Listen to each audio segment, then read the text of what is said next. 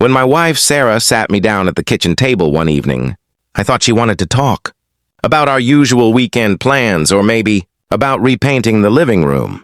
But her expression was unusually tense, and her hands trembled slightly as she wrapped them around her coffee mug. "I think we should try an open marriage," she said, not meeting my eyes.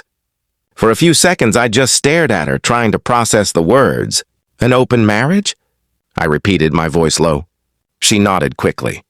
"I just feel restricted. I still love you, but I want the freedom to explore, you know? We can set rules, boundaries." My stomach twisted. We had been married for 7 years. We had built a life together, shared laughter, tears, dreams. And now she wanted an open marriage, which in my mind was just a pretty way of saying she wanted to cheat without consequences. I asked her if there was already someone else. She hesitated. That pause was my answer. I took a deep breath, hiding the storm inside me. "All right," I said finally, forcing a small smile. "If that's what you want." Her eyes widened in surprise, maybe expecting a fight.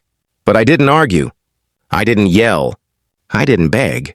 That night I couldn't sleep. I stared at the ceiling, thinking about all the moments I thought were real. The way she'd kiss me goodnight. The way she'd laugh at my stupid jokes. The plans we had for our future. And now it all felt like a lie. The next morning, while she was in the shower, I quietly took my laptop and called my lawyer. By noon, the divorce papers were ready. When she came home from a walk later that evening, I handed her an envelope. She looked confused, then opened it. Her face went pale. "You agreed," she whispered, as if she couldn't believe it. "Yes," I said calmly. "I agreed to give you your freedom, just not in the way you imagined." She started to cry, begging me to talk, saying she didn't mean for it to go this far. But I had made my decision. I deserved someone who saw our marriage as enough, not as a cage to escape from. The next day I moved out. It hurt like hell.